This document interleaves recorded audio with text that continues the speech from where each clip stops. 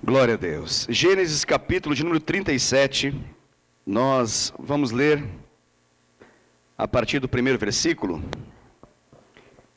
e com isso compreenderemos a respeito dessa história poderosa que é narrada na Escritura Sagrada. Gênesis capítulo de número 37, a partir do verso de número 1. Amém, queridos? Podemos ler? Glória a Deus. Eu faço a leitura então, diz assim a palavra do Senhor. Habitou Jacó na terra das peregrinações de seu pai, na terra de Canaã.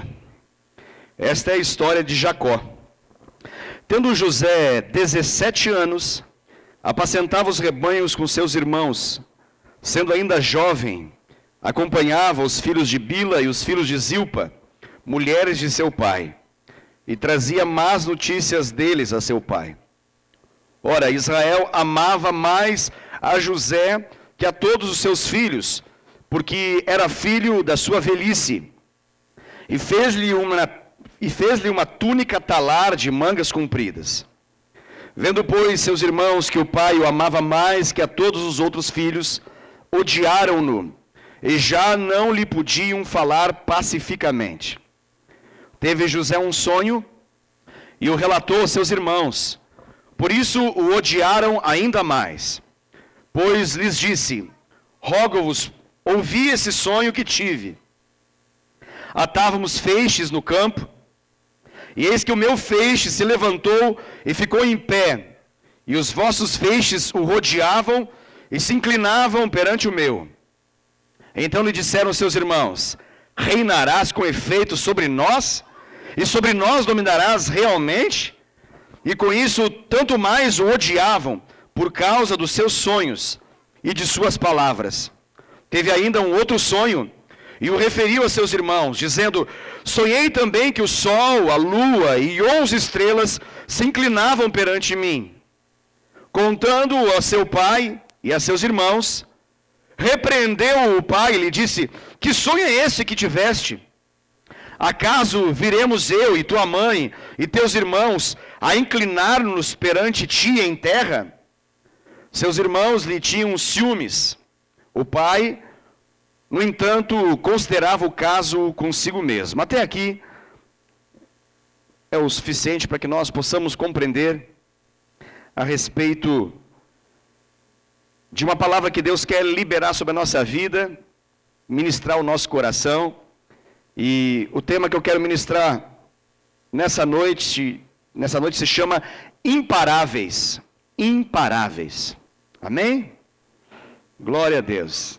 Glória a Deus. Aleluia. Imparáveis. Como o próprio nome está mencionando, é aquele que não para. É imparável.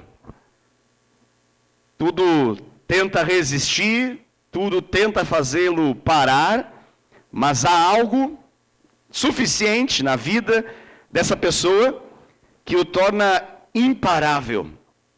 Nós estamos aqui diante da palavra de Deus, e nesse capítulo que nós acabamos de ler, mesmo que o começo dele fala a respeito da história de Jacó, esse capítulo é a narrativa inicial daquilo que nós compreendemos a respeito da história do seu filho, na verdade, que se chama José. Esse José aqui, ele se tornou famoso na história, e ele é conhecido em função daquilo que Deus o tornou. Então nós conhecemos ele como José do Egito, ou José, governador do Egito. E com isso você já tem então um vislumbre, já tem então uma ideia do que aconteceu com esse homem aqui. Mas essa história, ela começa no capítulo 37, você deve ter percebido que nós temos aqui alguns elementos bem interessantes. Se nós seguíssemos lendo, essa história ela tem situações, circunstâncias das mais desafiadoras. Algumas circunstâncias que talvez você lendo, você chegasse à conclusão: não, isso aqui é forte demais. Isso aqui com certeza parou a história de José. A história de José, ela foi interrompida nesse ponto. E você vai avançando a sua leitura e você vai ver que não. Aquilo foi insuficiente para paralisá-lo. Aquilo foi menor do que a capacidade que ele tinha de continuar. algumas circunstâncias terríveis, algumas circunstâncias de fato, como nós lemos, que a intenção por trás dela era matar José, mas ele não morreu. Ele era alguém imparável, imparável. E é sobre isso que eu quero ministrar ao seu coração nessa noite. Porque essa história, bem como muitas outras histórias da Bíblia, a respeito de alguns homens e mulheres de Deus, elas nos dão a nítida certeza, a clara revelação, de modo que nós podemos dizer de fato que nada e ninguém pode frustrar um sonho de Deus. Nada e ninguém pode parar um sonho de Deus. Essa história aqui é a história de um homem que tinha sonhos de Deus para a sua vida. Sonhos de Deus sobre a sua história. E esses sonhos de Deus garantiriam para ele um destino em Deus, um chamado em Deus, um propósito de Deus. Os sonhos que Deus concedeu a esse menino de 17 anos de idade chamado José, norteariam a vida dele, determinariam os seus dias. Ele passou a viver em função daquilo que ele recebeu de Deus por meio de sonhos, como nós acabamos de ler aqui. E você vai, na medida que você vai lendo essa passagem, no capítulo 37, no capítulo 39, no capítulo 40 e no capítulo 41, você vai perceber como que de fato esse homem foi imparável. E por que ele foi imparável? Porque ele carregava, ele tinha na vida dele um sonho de Deus, um propósito de Deus, claro, um objetivo firmado. Ele tinha uma revelação pela qual ele vivia. E ninguém pode parar a realização dessa revelação de Deus, exceto uma pessoa. E essa pessoa era nada mais, nada menos do que o próprio José. Isso é importante nós entendermos, porque nessa noite nós estamos aqui com esse, aleluia, com esse som. Aleluia, glória a Deus. Pronto. Estamos agora com o mesmo som. Não sei se você está me ouvindo bem. Consegue me ouvir bem? Amém. Glória a Deus. Aleluia. Volto àquilo que eu estava mencionando, de que esse homem aqui, ele carregava na vida dele um sonho que não era um sonho natural, não era um sonho fruto de alguma coisa que ele comeu à noite, e por isso teve sonhos esquisitos. Mas esse sonho era um sonho de Deus, um sonho que Deus gerou e colocou para dentro da vida de José, quando ele tinha apenas 17 anos. E isso o tornou imparável. Isso o tornou imparável. Nós estamos aqui nessa noite com homens e mulheres de Deus, nós estamos aqui com um povo de Deus, e eu quero declarar por meio dessa palavra, por meio dessa verdade, por meio dessa revelação, que na sua vida, bem como na minha vida, nós também, à semelhança de José, nós somos imparáveis. Amém? Mas você e eu não somos imparáveis por qualquer outra razão, senão por uma. Nós só somos imparáveis por causa do sonho de Deus, por causa do propósito de Deus. E na medida que você entende isso, na medida que você recebe essa revelação, eu garanto para você que mesmo que venham as piores adversidades, os maiores obstáculos, as circunstâncias mais destrutivas na perspectiva humana, se puder aumentar um pouco o meu retorno de volta, eu agradeço. Obrigado. Isso vai lhe tornar imparável. Isso vai lhe tornar imparável, na medida que você se apropriar dessa revelação, na medida que você tiver a certeza de que aquilo que você tem dentro de você, veio da parte de Deus para você. Não é fruto da sua imaginação, não é fruto daquilo que você gostaria, mas é fruto daquilo que Deus revelou sobre a sua vida. Isso te torna imparável, mesmo que venha tudo contra você. Mesmo que venham todos contra você, os mais distantes aos mais próximos, aqueles que passam e deixam marcas chatas, ruins e tristes, bem como aqueles que você convive todos os dias e que não compreendem a dimensão do sonho que Deus tem sobre a sua vida, assim como foi na história de José. Essa história, ela é magnífica, ela é fantástica, mas eu acredito que ela não é apenas uma história que nós devemos entender e ensinar para as crianças sobre a história de José do Egito. Não é uma história que deve virar novela de Record, não é uma história que deve apenas virar um filme legal para você ver no Netflix, mas essa história, ela é uma história para que nós possamos ver como um espelho a nossa própria vida nela. Essa história aqui, ela é um espelho que Deus coloca na minha frente e na sua frente, para que nós possamos entender que assim como na história de José, aquele homem, aquela mulher que carrega um sonho da parte de Deus, é alguém imparável. Em nome de Jesus. Em nome de Jesus. Mas para isso, Deus vai precisar nos levar a compreender esse sonho. Deus precisa fazer uma obra na nossa vida, de modo que nós possamos compreender aquilo que Ele tem para a nossa história, tem para a nossa vida. Isso é fundamental e é o primeiro ponto de tudo que nós podemos conversar a respeito de sonhos de Deus, ou de propósito de Deus, ou de destino de Deus, de modo que a gente se torne imparável. Se eu não conhecer aquilo que Deus tem para a minha vida, se isso não ficar claro, o objetivo de Deus, o sonho de Deus, aquilo que Deus planejou para mim, aquilo que Deus predestinou para mim, antes mesmo de eu existir, aquilo que Ele elaborou para mim sem a minha própria participação, aquilo que nós comumente chamamos de vontade de Deus para a vida de alguém. Se eu não gastar tempo para poder descobrir isso, eu vou viver uma vida frustrante.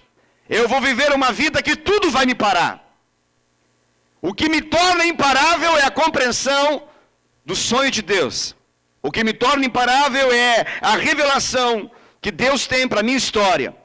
E o primeiro momento eu preciso dessa revelação, daquilo que Deus tem para a minha história. Obrigado. Glória a Deus. Eu preciso dessa revelação, de modo que eu possa entendê-la, de modo que eu possa me apropriar dela, para que então eu passe a viver em função dela. Eu não vou conseguir viver em função de algo sem primeiro ter isso como revelação para a minha vida. E enquanto isso não acontecer, enquanto eu não tiver essa clareza, essa revelação de Deus, eu posso dizer algo. Aquilo que eu estou vivendo não é a vida de Deus para mim. Enquanto eu não tiver a revelação daquilo que Deus tem para a minha história, eu posso assemelhar a minha existência como uma sobrevivência apenas. Eu vou passar a existir de fato e viver de fato no exato dia que o sonho de Deus se tornar claro para a minha vida. Enquanto isso não acontecer, a minha vida se compara a alguém que apenas respira. Estarei vivo de forma natural, mas não estarei vivo diante daquilo que Jesus quer trazer de vida para mim. Sobreviver é igual a respirar na terra. E eu tenho certeza que o que Deus tem para a minha vida e para a sua vida, não é apenas que nós apenas respiremos na terra, mas o que Ele deseja para a minha vida e para a sua, é que nós possamos cumprir aquilo que Ele, como eu disse, predestinou desde a fundação do mundo. Aquilo que Ele estipulou para a minha vida e para a sua vida, antes mesmo de nós nascermos. Então, para que isso aconteça, eu vou precisar gastar tempo com Deus. Eu vou precisar investir o meu tempo com o Senhor, de modo que eu entenda a sua vontade. Como que eu faço isso?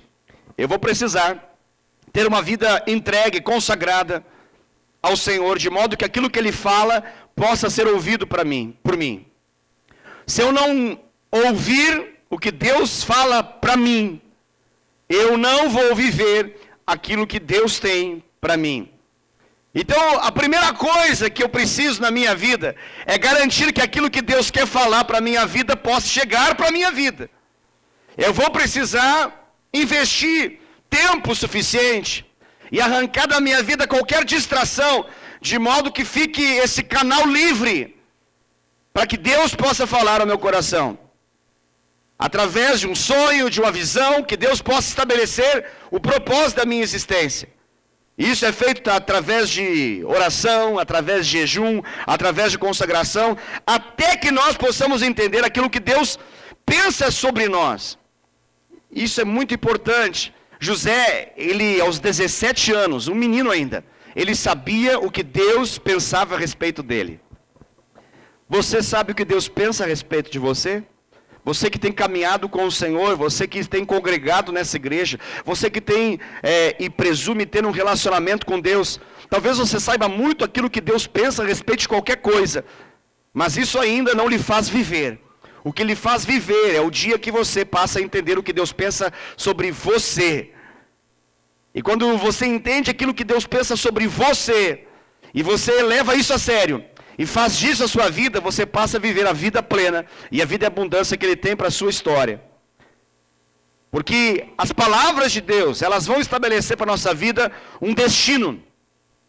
E é isso que Jesus tentou dizer por meio de Mateus 6,33, por meio daquilo que Ele menciona em termos de reino, de vida para a nossa vida, para a nossa história. Daquilo que nós devemos buscar em primeiro lugar, daquilo que nós devemos gastar a nossa vida para compreender. E o resto é resto, e o resto vai ser acrescentado. E as coisas vão se encaixando de modo que se cumpra aquilo que Deus quer e para que nós possamos ser beneficiados ao final. Mas o que de fato importa para a sua vida e para a minha vida é compreender aquilo que Deus tem para nós. E nós vamos precisar priorizar isso. Quando Jesus ele fala a respeito da palavra que sai da boca de Deus, ele diz assim, nem só de pão viverá o homem. Nem só de pão viverá o homem, mas sim de toda palavra que procede da boca de Deus. E quando ele fala isso, ele está querendo dizer o seguinte, olha, você pode comer pão o resto da sua vida e isso vai fazer com que você possa estar de pé, respirando, e você vai viver de forma natural. Mas vida espiritual não tem nada a ver com o pão da terra. Vida espiritual começa a acontecer e se manifesta na medida que você recebe palavra de Deus. Na medida que a palavra de Deus, ela chega para você como uma revelação, e que faz com que você entenda os pensamentos de Deus a seu respeito, então você começa de fato a viver.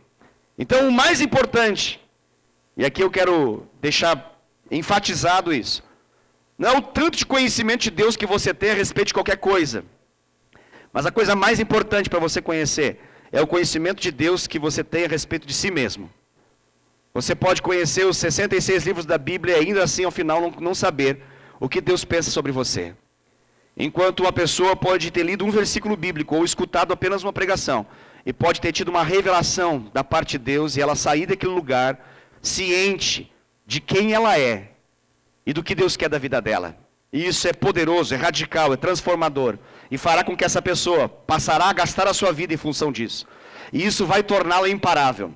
Em contrapartida, alguém pode ler 10, 15 vezes a Bíblia, saber os versículos bíblicos para cada resposta que a vida tem, para cada pergunta que a vida faz, dar uma resposta bíblica e ainda assim ao final ter alguma apenas ideia daquilo que Deus de fato tem sobre a sua própria vida. E isso vai fazer com que essa pessoa seja parável.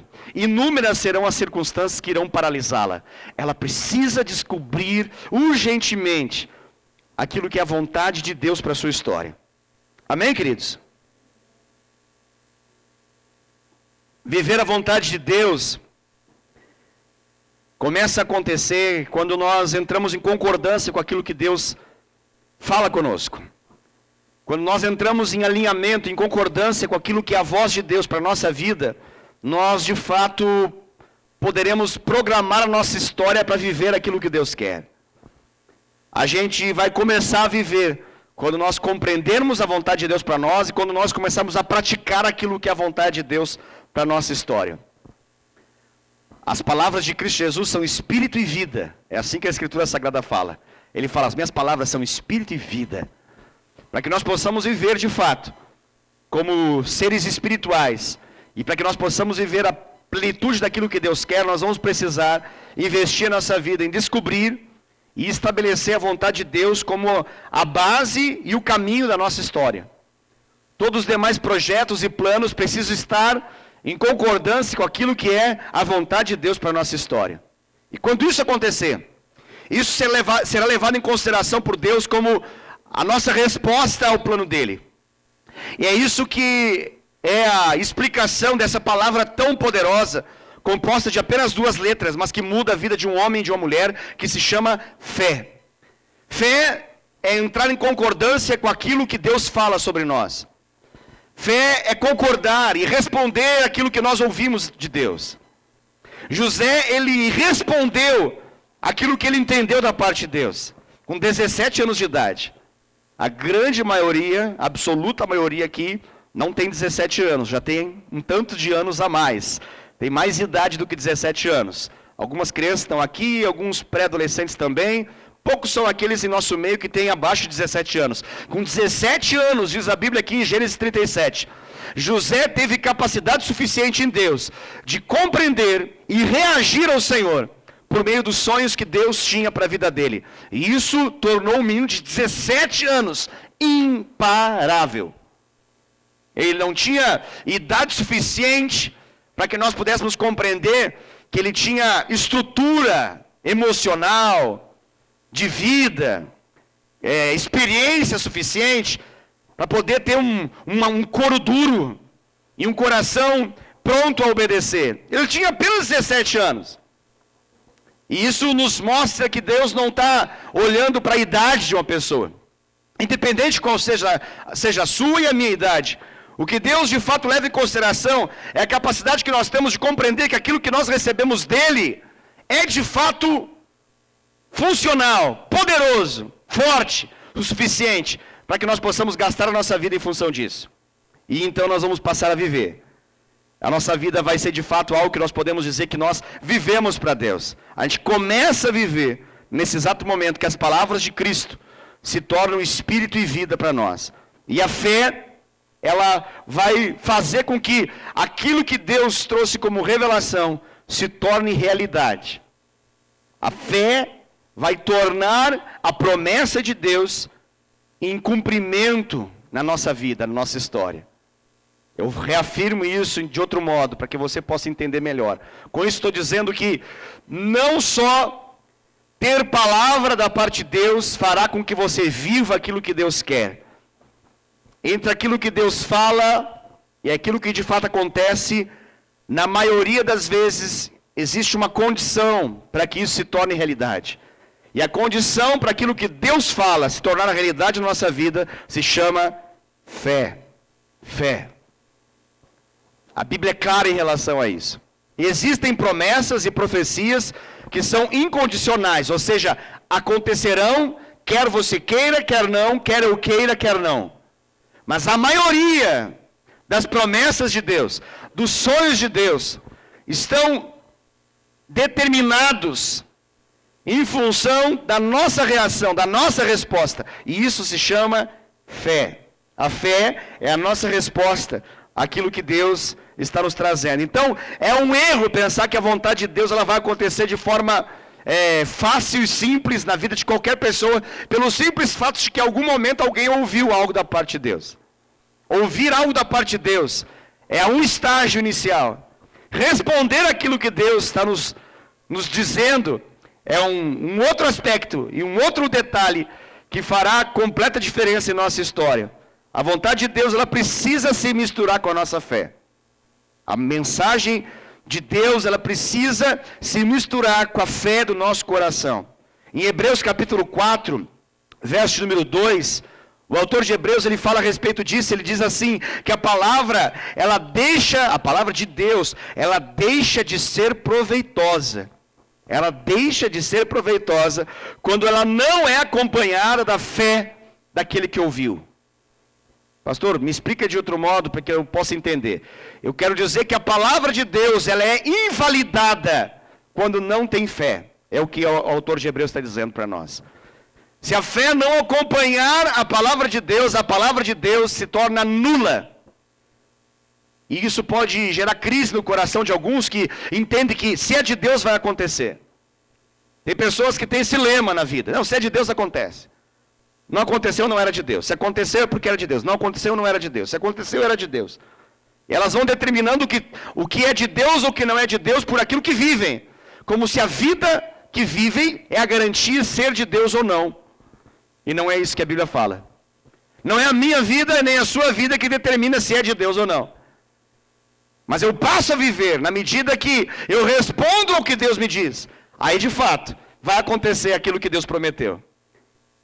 E não aconteceria se Ele não tivesse prometido. E não aconteceria se não tivesse unção de Deus sobre esse sonho que Ele mesmo nos deu. O que torna a nossa vida imparável não é só a capacidade da nossa vontade e da nossa decisão, mas é o poder que está dentro do sonho, que torna a vida de um homem de Deus, de uma mulher de Deus imparável.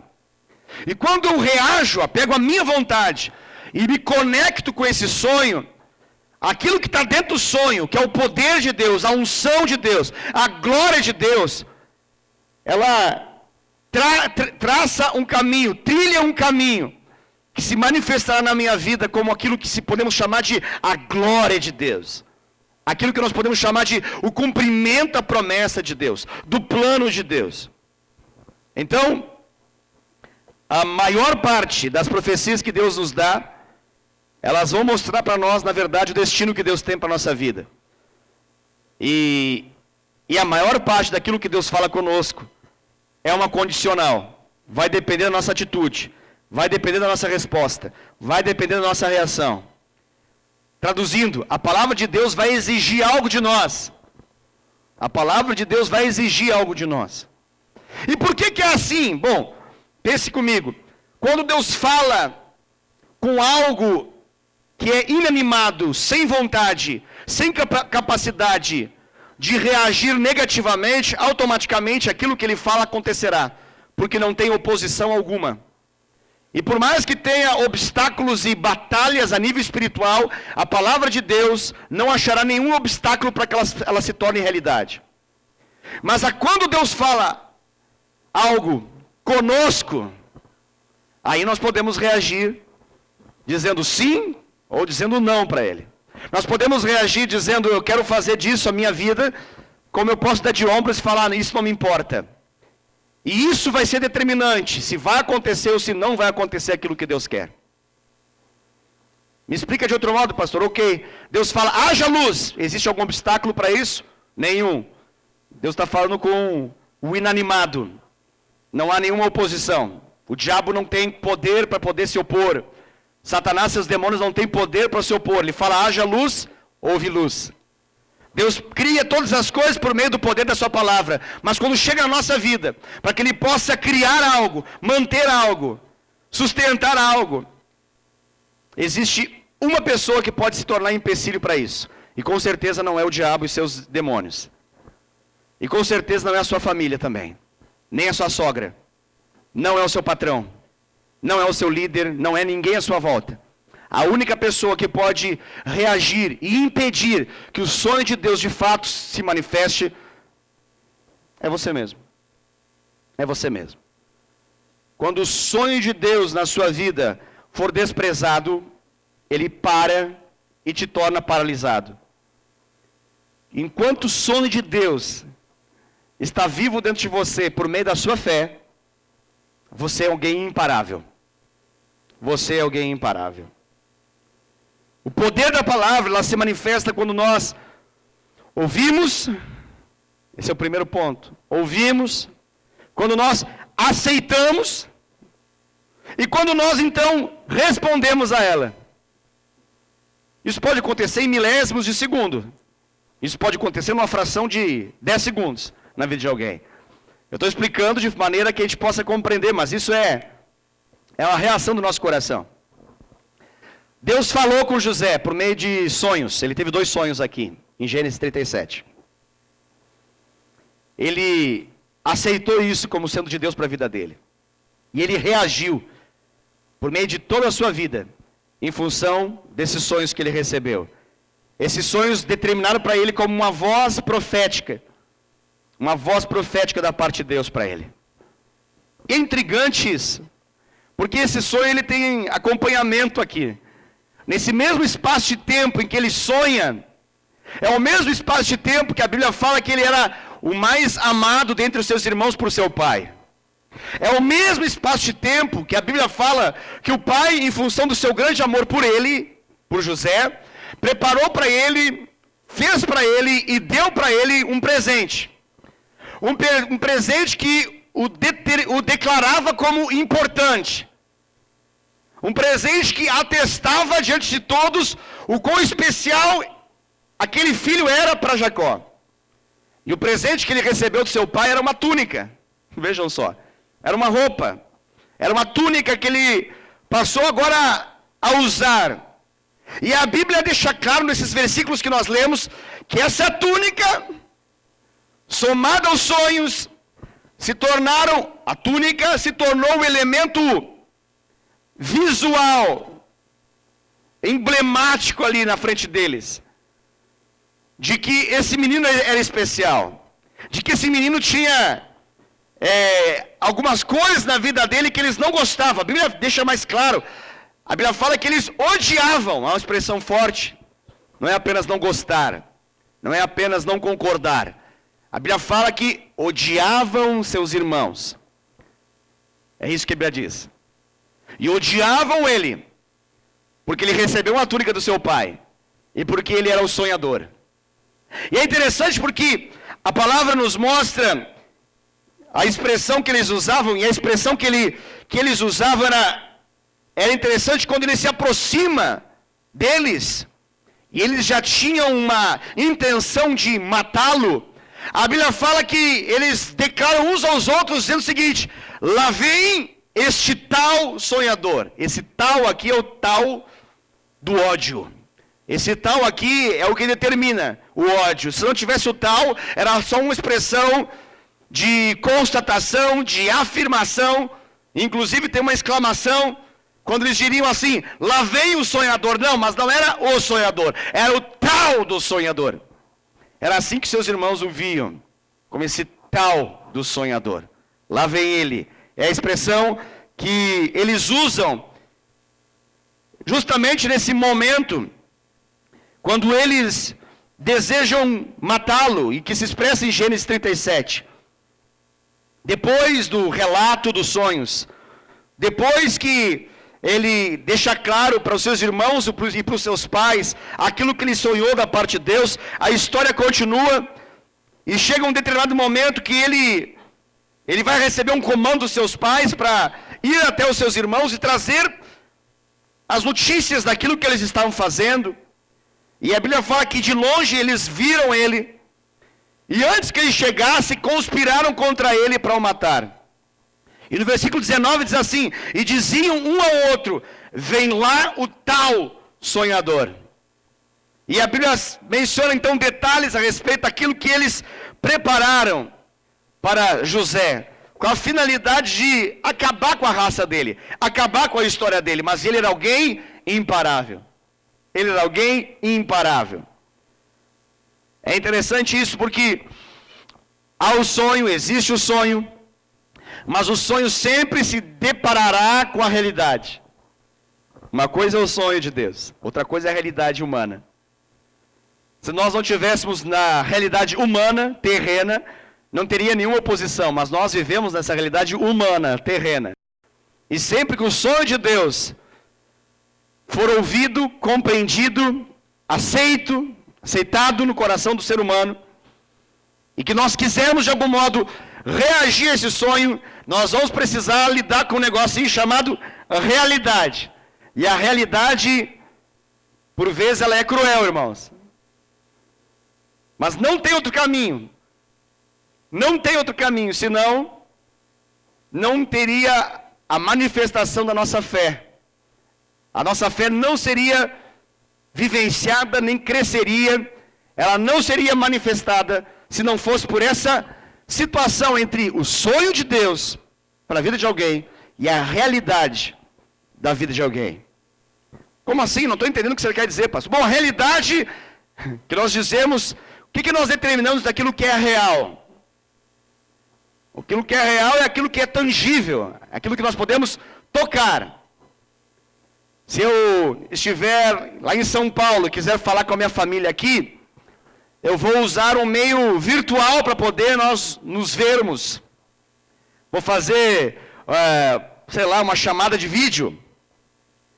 E nós vamos perceber realidades daquilo que está acontecendo aqui. Mas o mecanismo, ele vai ser virtual. Nós podemos nos relacionar de modo virtual de muitas maneiras no nosso tempo presente. Mas nós sabemos a diferença entre aquilo que é virtual daquilo que é real. Porque quando é real, tem pele na história, tem tato, tem algo que nós podemos dizer. Olha, eu vi com esses olhos que a terra há de comer. Eu senti com essa pele que eu recebi da parte de Deus. Isso é realidade. O que a Bíblia fala a respeito da realidade? A realidade, naturalmente, ela é uma oposição para a fé. É mesmo, pastor, não sabia. A realidade é uma oposição para a fé. Não entendi ainda, pastor. É assim, estar vivo na condição natural, humana, é ter a garantia de que nós vamos ter oposição para não cumprir os sonhos de Deus. É assim que funciona. É mesmo. Isso é bíblico ou o senhor está inventando aí? É bíblico. Em 2 Coríntios capítulo 5, verso 7, o apóstolo Paulo explica que nós não devemos andar por aquilo que vemos. Olha que parece que o apóstolo Paulo aqui, ele deve ter fumado alguma coisa, cheirado alguma coisa, ele está alucinado. Ele está numa noia aqui, e ele está agora completamente fora do ar e disse o seguinte: olha, vocês não devem viver de acordo com aquilo que vem. Então é bíblico. É bíblico. Ele estava chapado, não pelas coisas da terra. Ele estava chapado pelas coisas do céu. Para poder nos ministrar, nos ensinar um caminho de nós rompermos com a realidade. E deixa eu falar isso para você, a sua realidade, bem como a minha, ela é uma oposição terrível.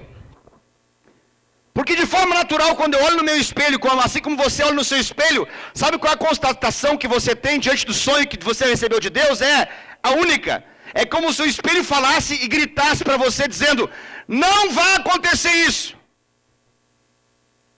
É isso, isso é a realidade. Se eu pautar a minha vida por aquilo que os meus olhos estão vendo, eu posso garantir para você que eu não vou viver em fé e que eu vou ser paralisado 2 minutos depois que eu recebi a revelação pelo espelho que estou ali na frente olhando para ele. E ele reflete o meu físico e eu penso: isso aqui vai dar conta de ser o sonho de Deus encarnado na terra? Isso aqui vai ser a garantia de que de fato vai dar certo? E o espelho vai dizer para mim: não!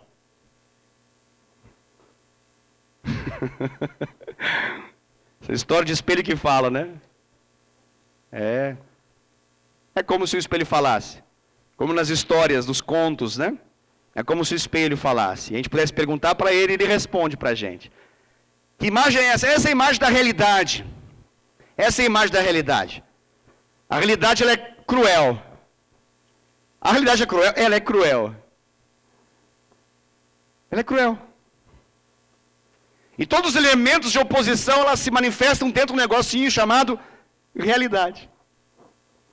Porque todos esses sonhos que Deus tem para a minha vida e para a sua vida, eles vão se manifestar nesse intervalo de tempo que nós estamos vivos aqui na terra. Porque quando nós formos para a glória, esquece tudo isso, porque lá tudo isso vai ser pleno. Não precisa mais promessa para depois de algum tempo se cumprir. Lá tudo vai estar cumprido. Tudo vai ser pleno. Não tem nada para prometer para depois acontecer, porque lá já é. Mas para aqui ser algo, a gente vai ter que lidar com um negocinho chamado fé.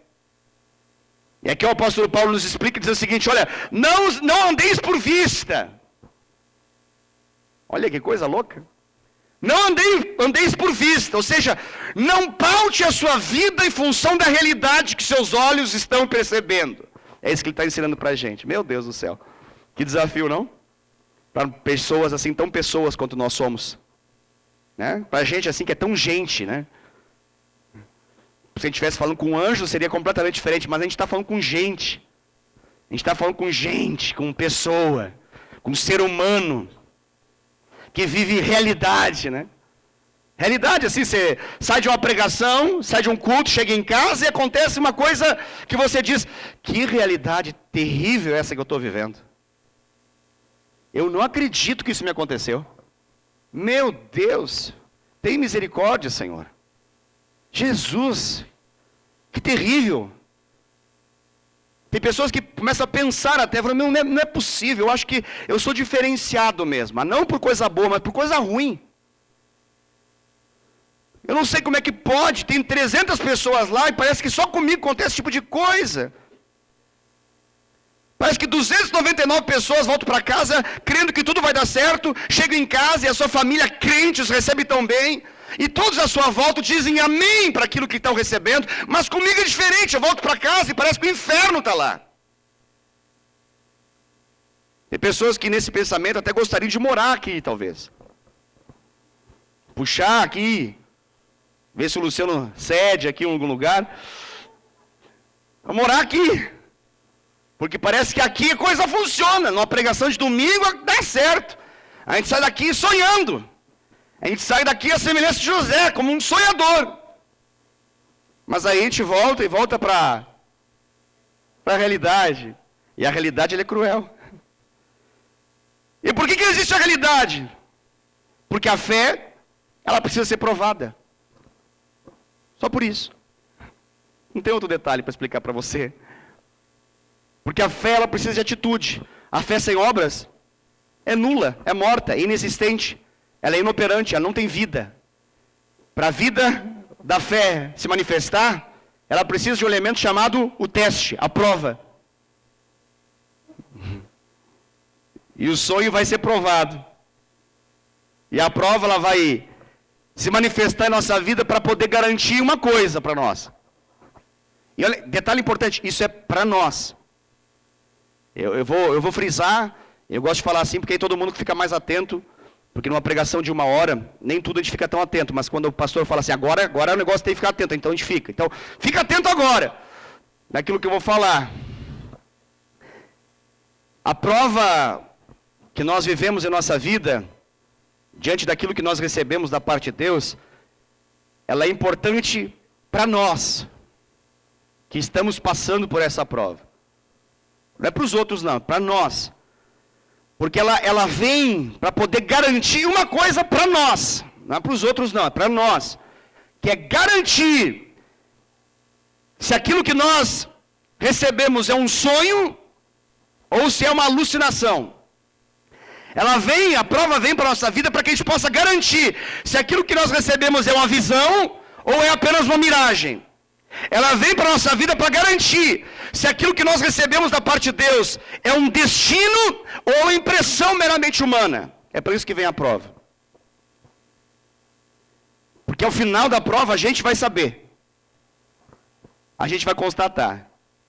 Ela precisa acontecer. Mas ela precisa primeiramente acontecer aqui dentro. A maior batalha está com aquele que é o sonhador. O sonhador, na prova, ao final dela, ele vai precisar se perguntar, e aí, o sonho ainda está de pé? Se a constatação é, ainda está de pé? Aí vem a máxima cristã. Então é de Deus, hein?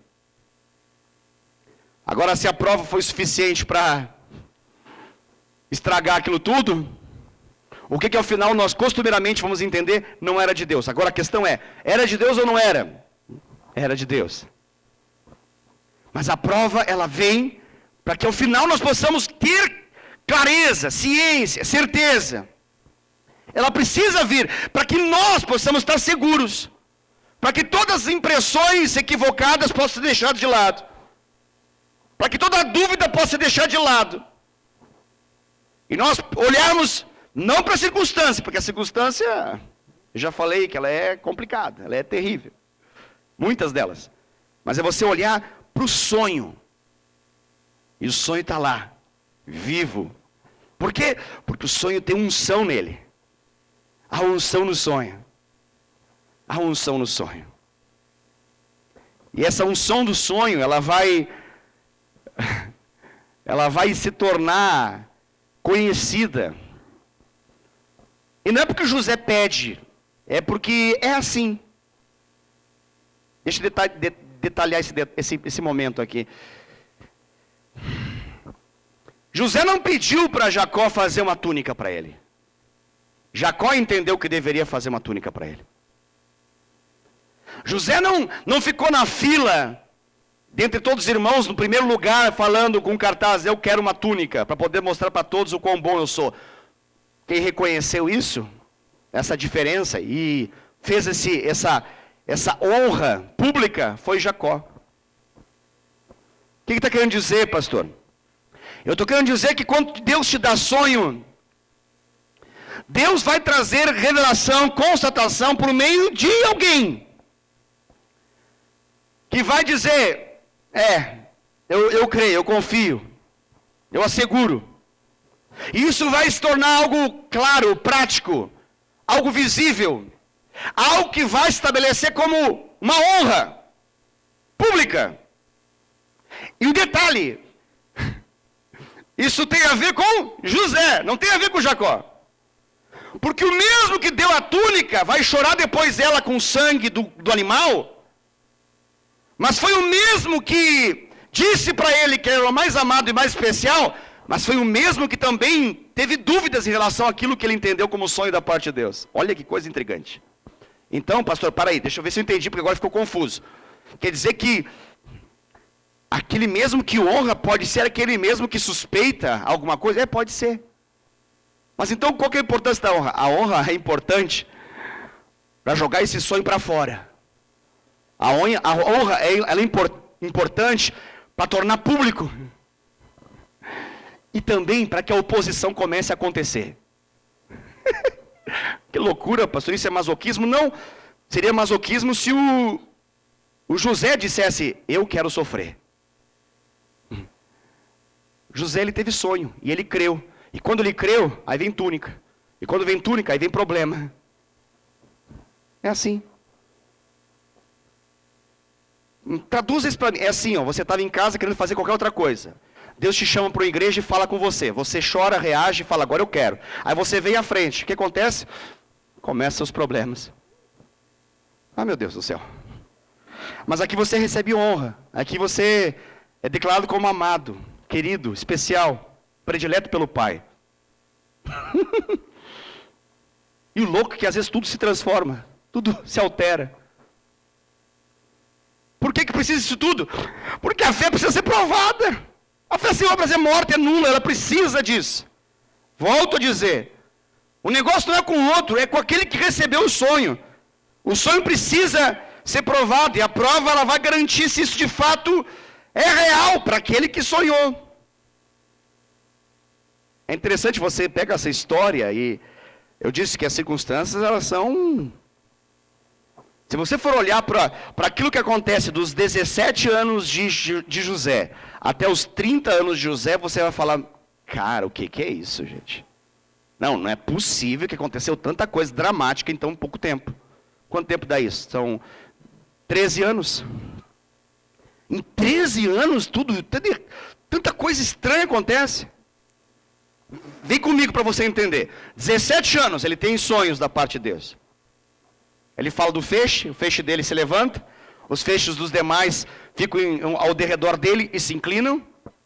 Ele fala para os irmãos odeiam ele. Aí depois tem outro sonho. O sol, a lua e 11 estrelas. É isso? É isso. Se prostram, se inclinam diante dele. Aí ele fala isso. Para quem? Fala isso para os pais. E agora não só os irmãos odeiam, mas os pais se confundem também. Fica achando isso muito estranho, esse negócio. Como assim? A gente vai se inclinar, todos nós vamos se inclinar diante de você? Que história é essa? Aí o pai manda ele ir até o campo para ver os irmãos e trazer as notícias daquilo que estava acontecendo. Ele chega lá, os irmãos avistam ele de longe e aqui fazem um acordo, dizendo assim, esse é o momento para nós matarmos esse sonhador. Vamos acabar com a raça dele. Tem um irmão lá, se eu não estou enganado, Rubem, ele chega à seguinte conclusão, não vamos matá-lo. Vamos apenas jogá-lo numa cisterna, olha que bela ideia. Vamos jogar ele numa cisterna vazia. Aí eles chegam à conclusão, vamos fazer isso mesmo. Aí pegam ele, amarram ele e jogam dentro da cisterna vazia, ele está lá. Numa cisterna vazia, num buraco vazio. Aí eles chegam à seguinte conclusão, vamos fazer o seguinte, para poder dar a informação para o nosso pai, Vamos pegar essa túnica dele que a gente tirou, a túnica na história, o elemento da honra ali, e vamos matar um animal, vamos pegar o sangue desse animal, fazer com que essa túnica fique cheia, manchada de sangue, e a gente mostra para o pai e acabou. Só que quando eles estão para fazer isso, está surgindo ali os ismaelitas, que estão indo com seus animais, as suas carruagens, eles estão indo por aquele caminho rumo tanto lugar para eles, estão indo para o Egito. Mas que coisa! Olha essas circunstâncias aí. Olha essa história aí. Olha uma mão de Deus invisível controlando a realidade, fazendo com que todas as coisas cooperem para o bem daqueles que amam a Deus e foram chamados segundo o seu propósito. E essa palavra é muito importante, principalmente em função desse tanto de obstáculo que estão surgindo. Todas as coisas estão sendo preparadas por Deus. Deus está fazendo convergir naquilo que Deus tem como sonho para José.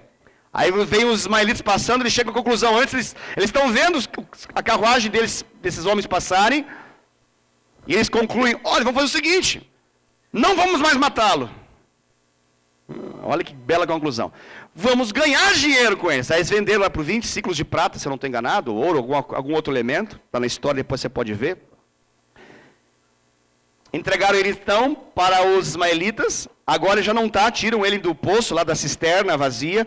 E agora ele está enjaulado, literalmente, numa daqueles carros que carregavam os animais. Animais que não poderiam ser aqueles que estavam transportando, mas outros animais. Eles botam o sonhador para dentro dessa carruagem. Olha que coisa. Ele está sendo transportado agora como um escravo comprado. Uau! Não, para e pensa. O rapazinho de 17 anos recebeu sonho. O que o sonho dizia? Que ele seria alguém de muita honra, que a sua família se curvaria, seus irmãos se curvariam e todos reconheceriam aquilo que Deus o fez. Basicamente é isso. Nós não temos ainda total clareza do que está para acontecer, mas o que Deus mostrou para ele em sonho é: eu te tornarei alguém honrado dentre todos. Você vai ser alguém que vai ser colocado numa posição em que os outros vão reconhecer e se inclinar diante de ti. A ideia de se inclinar dá a ideia de que ele vai ser não apenas alguém que faz alguma coisa boa, mas ele vai ter um elemento de majestade nele. Porque era comum se inclinar diante dos reis dessa terra. Então, há um sonho para se cumprir. Bom, ali não tem reinado ainda. A história de reis ainda não aconteceu. A gente está em Israel. O reino mais próximo é Egito. E agora, aqueles ismaelitas poderiam ir para qualquer lugar, mas eles estão indo para o Egito. Eles chegam lá, e diante de um comércio de escravos, diante de comércio, uma feira livre, se vendia tudo: cabras, bodes, ovelhas, camelos, animais e também escravos. Aí vai um cara lá, que ele é um oficial do rei. Ele é um oficial da guarda do rei. Ele é um chefe. Ele tem autoridade. Ele tem intimidade. Tem contato com o faraó. O nome desse cara é Potifar. Também conhecido vulgarmente como Boitifar. O Potifar. O Potifar está lá. Ele vai fazer a compra de escravos. Ele olha para quem? Olha para José. É um menino de 17 anos, irmãos. Não estava treinado nas academias de Indaiatuba, não estava com o seu tórax firmado. Era um escravo qualquer. Entendeu? E era comum. Não era fruto da sua aparência, mas era fruto da escolha de Deus. Fez com que o Potifar escolhesse ele. Falou assim: eu quero você. Agora, ele sai da cisterna, sai da carruagem, jaula que ele estava, e ele agora vai para a casa de Potifar. E olha que coisa impressionante, isso está em Gênesis 39. Lá na casa de Potifar, a Bíblia diz assim, basicamente: o Espírito de Deus que estava sobre José tornava ele tão excelente, que ele fazia tudo tão bem, mesmo que tudo dava errado na vida dele. Isso aqui dá umas 30 pregações. Tudo dava errado e ele fazia tudo excelentemente bem. Coisa de crente mesmo, né? Crente é um ser assim. Tudo dá errado. Ele está sendo pressionado para espanar. Ele é pressionado para poder abortar o sonho. Mas ele está lá, fazendo tudo como se estivesse vivendo o seu melhor dia na terra. Ele tinha tudo para se jogar no chão e ficar lá. Não, ele está lá com a cara lavada. Não em óleo de peroba, mas lavada com a água ali. Para poder trabalhar. Trabalhar como se estivesse assim, sendo o CEO de uma grande empresa. Mas ele era nada mais, nada menos do que um escravo do Potifar. Pense se isso é coisa boa para se viver. Ah, que sonho lindo eu tenho. Eu tenho um sonho de ser escravo do Potifar. Alguém poderia se perguntar, o que isso tem a ver com o sonho do feixe? O que isso tem a ver com o sonho do sol, da lua, das estrelas? O que isso tem a ver? E a resposta de Deus é, tudo, tem tudo a ver. Está tudo dominado. Está tudo dominado. Mas como é que se vive um trem desse? Com revelação da parte de Deus. Porque quem tem revelação da parte de Deus é... Qual é o nome da mensagem? Imparável. Obrigado, Júlio. É imparável. E agora, está tudo indo bem. Mas tudo mesmo. Ao ponto que o Potifar fala, chega, vem cá. Olha só, não está algemado. Não está acorrentado, ele está livre na casa de Potifar. Potifar senta com ele e faz um acordo. Diz assim, a partir de hoje, você te terá direito a tudo aqui dentro. Você vai governar tudo que tem nessa casa e tudo que tem a ver com o meu trabalho. Tudo passa por você. Uau! Colocou ele em pé de igualdade, em termos de comando e autoridade daquela casa. Aí começa um detalhezinho. Parece que essas cenas abrem. O menino era o mesmo menino. É o mesmo. Lembra do menino mirrado que estava lá? Menino de 17 anos. Tudo bem, agora o corpo dá uma mudadinha, mas é um menino. Ele já estava lá. Estava tudo tranquilo. No exato momento que mais uma túnica, entre aspas, surge sobre a vida dele, começa mais problema para ele. Mas que coisa, cada vez que vem a honra, parece que alguém chama junto a desonra para poder aparecer? Pois é, né? O que está acontecendo? É a prova. É a prova. A prova do quê? A prova para torná-lo imparável. Porque se é imparável, significa que muita coisa está tentando parar. Nada você vai chamar de unstoppable. Nada vai ser imparável se não tiver alguma coisa que bote uma placa na sua frente e fale, pare!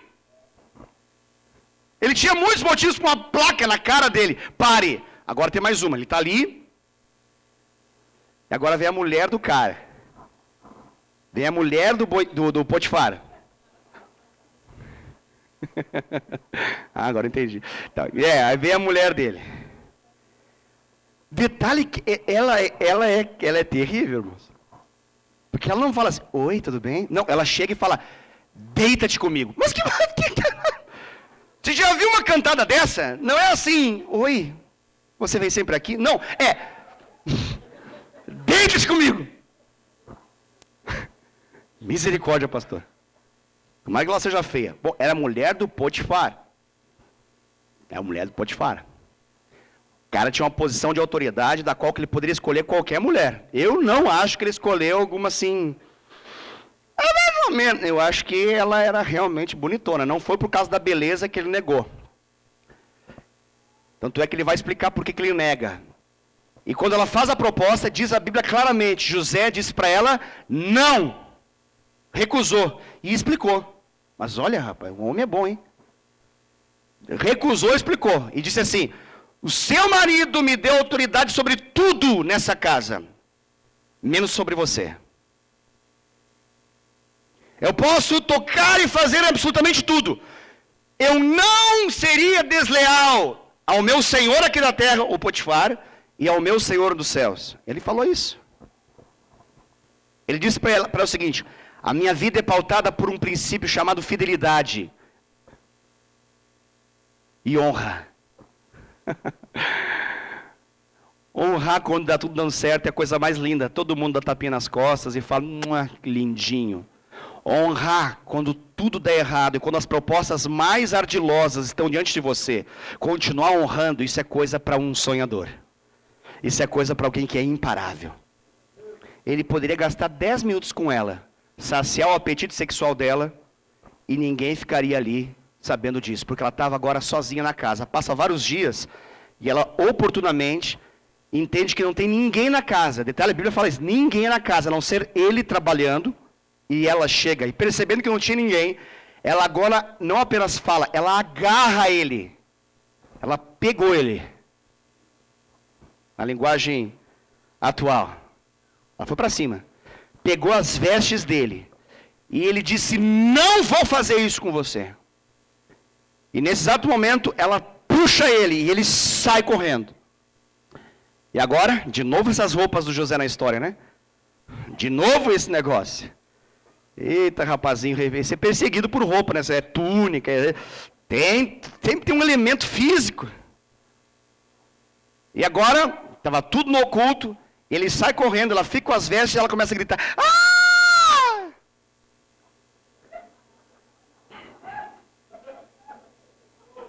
Gostaram do grito? Pode... Ah! Socorro! E agora vem quem? Agora surgem os homens da história. Os homens que não estavam ali, mas agora surge. O que aconteceu?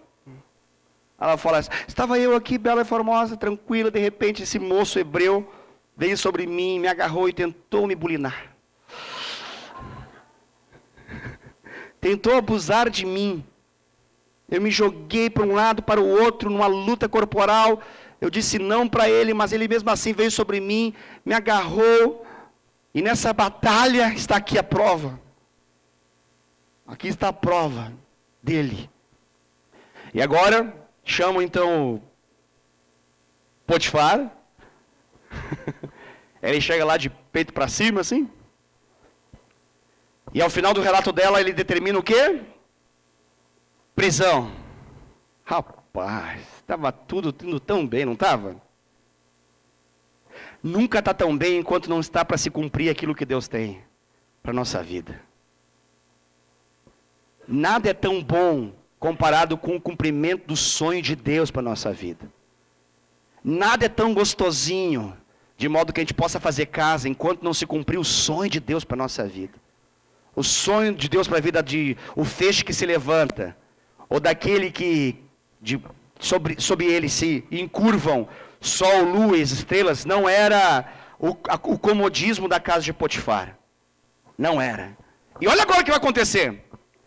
Dado esse momento, o Potifar chega a uma conclusão. Você vai ficar preso na guarda dos presos de quem?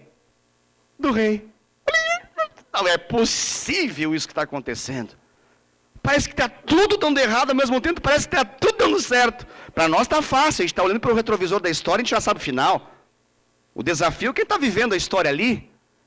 Mas agora ele está a centímetros do rei. Porque agora ele está ali, no presídio especial dos presos, não de qualquer outro, mas do rei.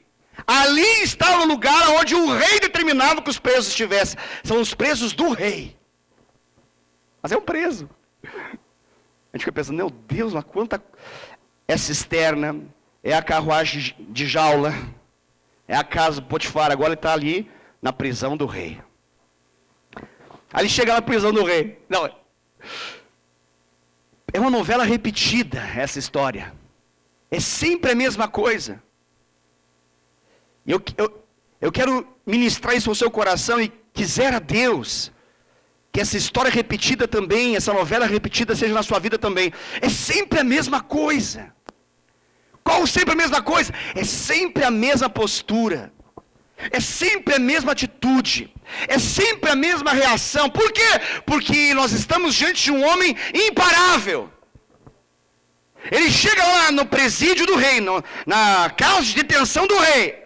O que acontece?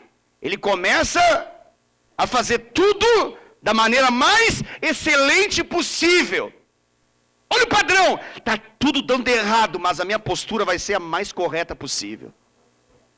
Mas eu estou sendo punido por todos e por tudo. Não importa, eu vou continuar crendo que meu Deus é aquele que está vendo todas as coisas, é Deus que me justifica, é Deus que me coloca na posição que Ele quer. Eu não preciso de outra coisa a não ser fiel ao propósito, o sonho que Deus me deu. Ele está fazendo isso lá na presídio do rei. Ele chama a atenção do carcereiro. De novo esses caras de autoridade que conseguem perceber alguma coisa. Aí o carcereiro olha para ele e fala assim, cara, você é diferente. Todo mundo, quando recebe comando, sai aqui gritando. Você tem algo diferente, você não murmura. Você não se submete. Você tem um caráter que é uma coisa assim que é rara. Todo mundo, na menor oportunidade, faria um motim e sairia correndo. Não, você se porta como se eu fosse assim, alguém de tanta autoridade, mas eu sou o carcereiro, estou aqui para poder controlar você preso, cara. O que você tem aí que eu não consigo entender? Ele tem o Espírito de Deus na vida dele. Ele tem um sonho ungido, que estabeleceu um destino, um propósito. Ele está lá fazendo certo mesmo que tudo está dando errado. E ele é imparável. O carcereiro, diante da sua autoridade, dentro do presídio, do cárcere, ele chega a uma conclusão. A partir de hoje eu não vou fazer nada, cara. Você é o líder aqui dentro. Quando eu tiver que mostrar para o lado de fora quem manda, eu vou falar, sou eu. Mas na prática aqui é você. Você pode colocar aqui tudo, a ordem e o progresso aqui dentro é com você. Você vai estabelecer um governo aqui dentro. Você é o cara. Olha que loucura. Aí ele está lá, controlando a vida do cárcere, o líder da cadeia, cheio do Espírito Santo, com o sonho de Deus. Aí tem um momento lá de sol, aí todo mundo está no sol, uns vão jogar bola, outros vão fazer musculação e tal.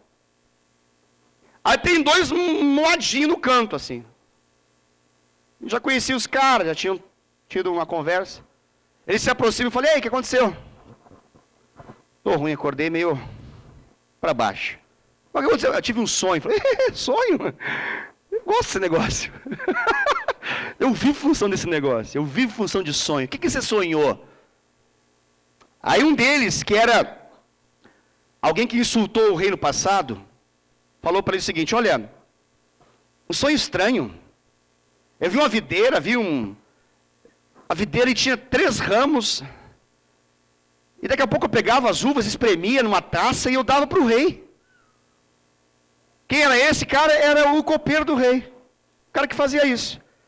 Aí ele fala, eu não sei, eu estou com meu coração angustiado porque eu não entendo o que isso significa.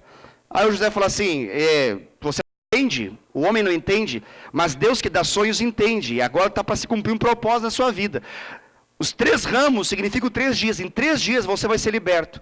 E daqui a 3 dias você vai voltar a espremer uva e vai ter ali no copo do rei, na sua mão, você vai dar ao rei. Você vai ser restituído da posição que você foi tirado. Ele, aleluia, glória a Deus. Ficou um crente pentecostal na hora. E se empolgou outro falou, eu também sonhei.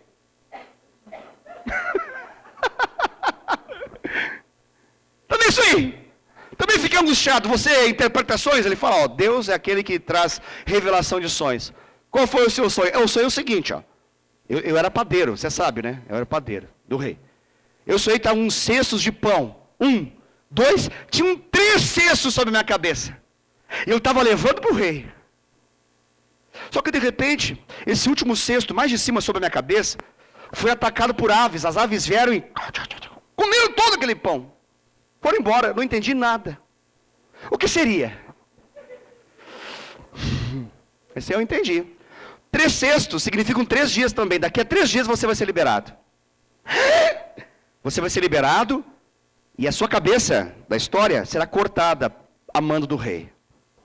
Você vai ser decepada a sua cabeça. 3 dias depois, o rei está de aniversário e resolve fazer um agrado. E decide então liberar um dos presos e liberar o outro também. E se cumpre 3 dias depois do aniversário do rei, a restituição do copeiro e a condenação à morte do padeiro do rei. Quando ele estava falando esse sonho para o copeiro, ele falou o seguinte: olha, você vai ser liberado. E ele fala uma palavrinha muito interessante. Aqui nós vemos a alma do José.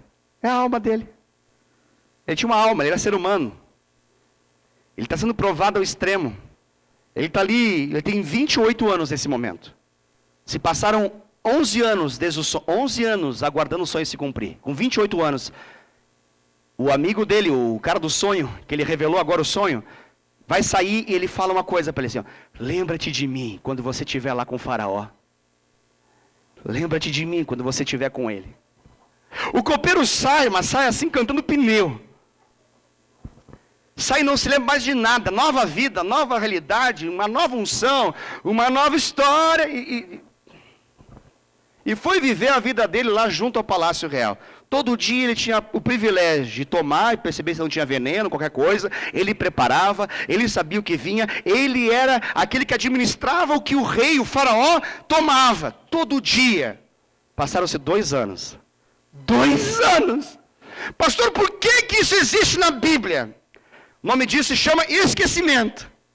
É uma outra pregação, mas a gente vai colocar nessa agora. É o esquecimento. Que coisa linda é o esquecimento. Pastor, não é lindo o esquecimento. O esquecimento gera ansiedade, gera preocupação, gera aflição, angústia, depressão, pastor.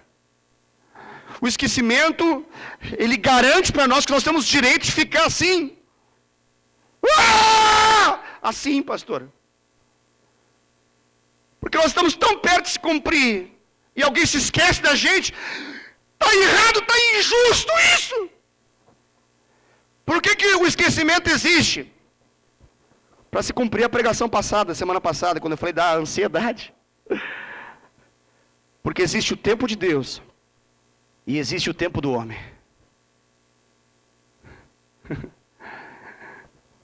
O sonho de Deus tem um compromisso para se manifestar no tempo de Deus, é o Kairos divino. Todos os demais elementos querem que o sonho se concretize antes. Isso é o Cronos, é o tempo dos homens. Pela lógica do tempo dos homens, Deus está sempre atrasado. Pela lógica do tempo dos homens, nós sempre teremos motivos para pegar atalhos. Pela lógica do tempo dos homens, alguma coisa deu errado de Deus para com a gente. Não vai se cumprir. Mas está tudo dominado. O sonho vai se cumprir no tempo exato de Deus. No tempo exato de Deus.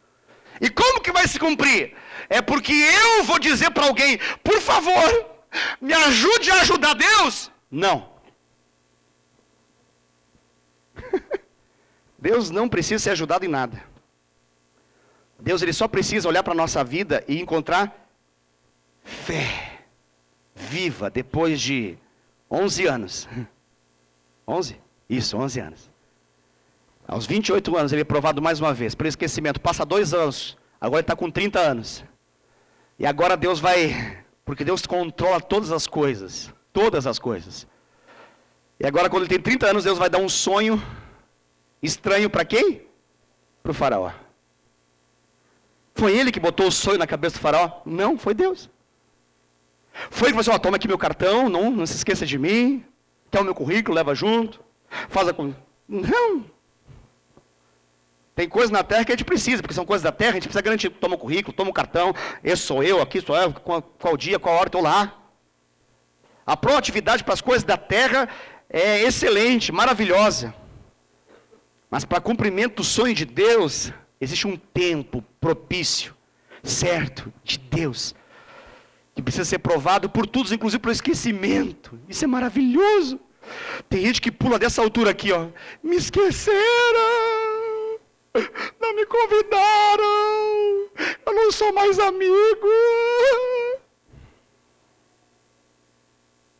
Pois é. Aí a gente fala: Temos que culpar esse infeliz desse copeiro maldito. Isso não é abençoado por Deus. Isso é enganador, é um traidor, é um falso. Esse copeiro miserável. Quem que permitiu ele se esquecer? Ele fez força. Eu vou me esquecer, eu vou me esquecer, eu vou me esquecer, eu vou me esquecer. Me esqueci. Quem controla tudo, inclusive a memória do copeiro? Deus. É estranho ele não falar nada, porque ele tinha que falar na hora certa. Consegue entender as engrenagens de Deus nessa história? Adianta eu ficar com raiva dos outros, forçando uma honra em tempo inapropriado? É besteira, o negócio tem a ver comigo, não tem a ver com mais ninguém. Estou tentando dizer que não tem homem que tire ou coloque nada sobre a minha vida. Quem coloca e tira de fato, na verdade, é Deus. Porque se o homem maldosamente tirou, Deus bota de novo. Se o homem falhou, Deus se encarrega de ajeitar qualquer coisa. Agora, se o homem é quem tem esse poder, então tira Deus de lado e coloca o homem lá. E quem está fazendo a história não é Deus, é o homem. É o homem, é o homem. É ele, é ele, é ele, é ele. Mas como na minha vida, na sua vida, na vida de José, não vale isso, quem está controlando essa história se chama Deus. José precisava entender isso, mesmo aos 40 do segundo tempo. Ele está com 28 anos e Deus agora faz com que o copeiro se esqueça. Até que 2 anos depois, quando ele tem 30, o cara fica angustiado, o faraó está em pânico lá. Teve um sonho tumultuado, 7 vacas aparecem na história. 7 vacas gorda, bonita, saradona, formosa. Você entendeu, né? Parece que quando a gente vai ver a vovó vem e fala, meu filho, como você está lindo, tá gordo, bonito. A Bíblia fala que eram vacas gordas e belas. Parece as vovós chamando a gente assim, né? Estava tudo lindo. De repente a história muda, vem 7 vacas magras, raquíticas. Olha que coisa estranha. As 7 raquíticas devoram as 7 gordas e não ficam gordas. Isso é um segredo que a gente precisa desse negócio. Comer vaca assim e não ficar gordo depois, a gente tem que aprender esse negócio. Eu e uma meia dúzia pelo menos aqui também. Mas isso dá outra mensagem também. Beleza. Comeram e ficaram magras. Ele fica tumultuado, desesperado, acorda. Sabe aquele negócio? Agora eu vou fazer outra coisa, voltar a dormir, tudo vai ficar certo. Ele faz um monte de coisa, volta a dormir, muda, não é aquele que volta no sonho, um outro sonho. 7 espigas. Umas espigona, gorda, sarada, bonita, vistosa, umas espigas assim, significativas, 7. Daqui a pouco, outras 7 criam boca, atacam as espigas assim, raquíticas, né? Atacam essas fortes, devoram elas. Ele acorda perplexo, ele sabe que alguma coisa forte está para acontecer. Ele é egípcio, ele é faraó, ele é sincrético, ele é idólatra, ele chama um monte de sábios, ele chama um monte de pessoas ligadas a todo tipo de encantamento e sabedorias religiosas, e ninguém, absolutamente ninguém consegue revelar o sonho dele. Nesse momento, numa manhã qualquer, olha o detalhe, ele pede, eu quero me ver a minha taça. Quem que surge ali? O copeiro. O copeiro está entrando e está vendo o faraó. Olha a cena. Ele está com aquela cara de quem dormiu, tentou dormir, não conseguiu dormir. E agora ele começa a transbordar o coração e falando que está angustiado. E o copeiro agora, do nada, irmãos, olha esse do nada é muito excelente. Ele é maravilhoso. Do nada, na hora certa de Deus, ele fala assim, pois é, faraó. Você chamou todo mundo, ninguém pode te ajudar? Deixa eu te falar uma coisa. Aleluia. Estão me ouvindo? Glória a Deus. Do nada, aquele copeiro começa a mencionar para o faraó o seguinte, olha, há 2 anos atrás, eu estava lá no presídio da guarda do rei. Eu tive um sonho tumultuado. Acordei e fiquei assim como o senhor, perturbado, angustiado. fiquei num canto, quando de repente surgiu um hebreu. E esse hebreu, de forma sobrenatural, ele sabia interpretar o sonho que eu recebi, esse enigma, esse mistério, essa símile, foi interpretada por ele. E ele me falou exatamente o que estava por acontecer. E 3 dias depois, de acordo com aquele sonho, o Senhor, como rei, me liberou e eu estou aqui. E ele diz: talvez esse hebreu possa interpretar esse sonho. E agora? E agora? O faraó manda chamar quem? Esse momento é lindo, porque ele está preparado. A Bíblia dá detalhes assim que vale a pena você ler em casa. Assim, ele se prepara, ele se ajeita, ele se limpa. Ele está preparado para esse momento. Ele está na presença de Faraó. E o Faraó está lá tumultuado, narra o sonho para ele e ele diz o que está para acontecer. Ele fala: essas 7 vacas e espigas gordas falam de uns 7 anos que estão por vir. As outras 7 vacas e espigas magras falam de outros 7 anos que estão por vir depois. Os 7 primeiros anos são 7 anos de abundância, uma abundância enorme, gigante. Os outros 7 anos, dentre esses 14, são anos de fome, anos de grande escassez, de grande crise mundial. Aí o faraó tem um alívio, porque tem agora a interpretação do sonho, e faz uma pergunta: o que eu devo fazer? Que maravilha. Olha o que ele vai falar. Se é qualquer um, poderia falar assim: você precisa me colocar na posição de governante. Eu estou preparado, depois de tudo que eu passei, eu tenho um currículo. E esse currículo precisa ser considerado. Deus está nesse lugar. Nada, ele não fez nada. Ele falou assim: ó, você deve colocar alguém que tenha a capacidade, a sabedoria de administrar tão bem para você, fazendo com que esses 7 anos dê conta de suportar, aguentar os 7 anos que estão por vir, dentre esses 14.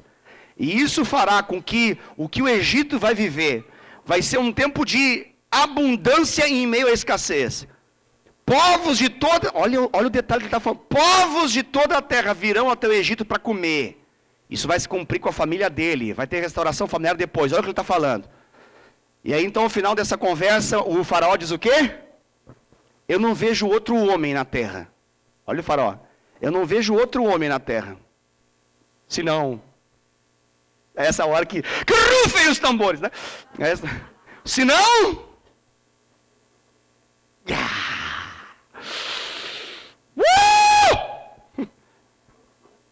glória a Deus. Até os nenês ficam assim. Que coisa! Tinha José 30 anos de idade. O que o 30 é na Bíblia? Maturidade. O que o 30 representa? O tempo da maturidade. Pastor, por que não acontece aí na minha vida? Porque não está maduro.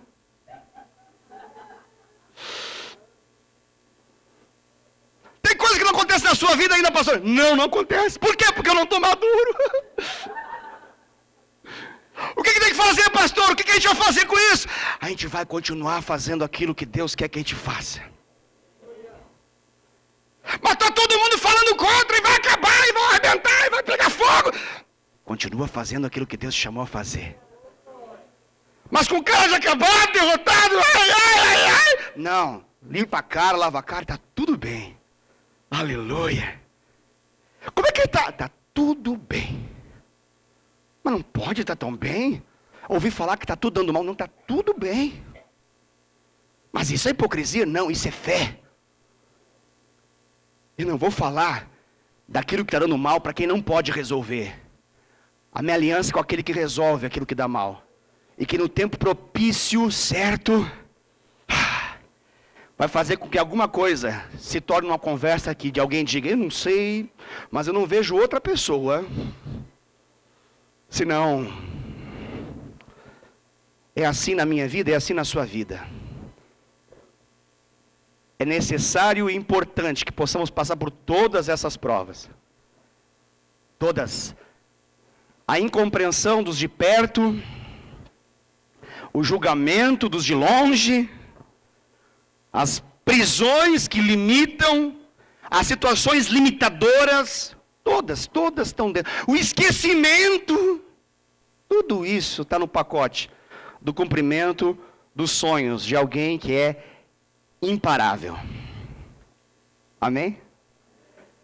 E no capítulo 40, 41, narra a história seguinte de tudo o que aconteceu, e você pode entender com mais detalhes essa história magnífica, excelente, de completa restauração, de bênção sobre a vida de José e sobre a vida da sua casa, sua família, e a história de Deus sobre Israel, por meio desse acontecimento de um homem imparável, imparável, imparável.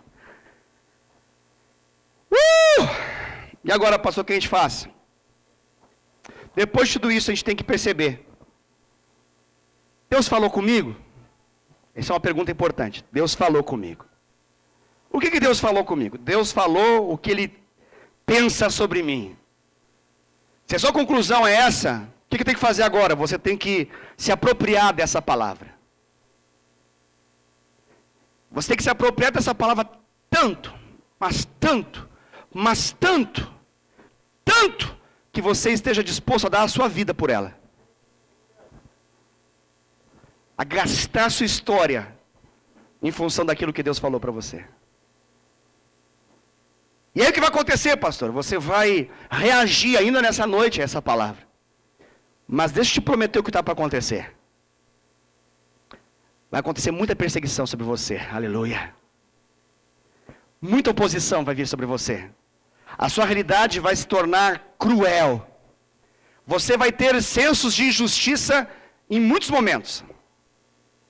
Quando você conversar com essa coisa desse espelho da vida, o espelho vai falar para você: não é justo, não deixa assim, bota a boca no trombone, faça valer quem você realmente é, pegue em armas, taca o pau, faça acontecer.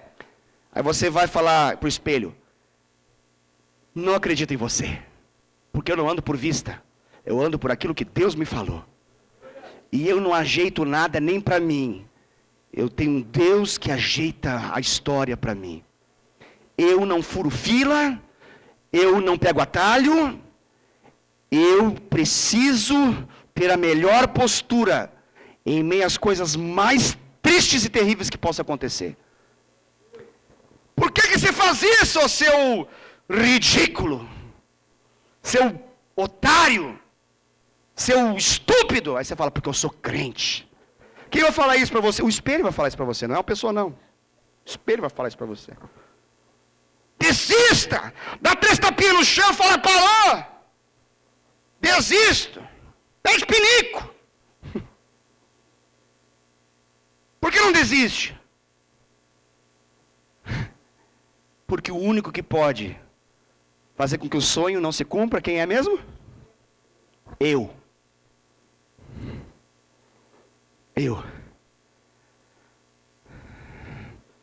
Se eu não desisto, o sonho de Deus que é em mim, ele é imparável. Imparável. Imparável. Unstoppable. Imparável. Imparável. Amém? Fique de pé.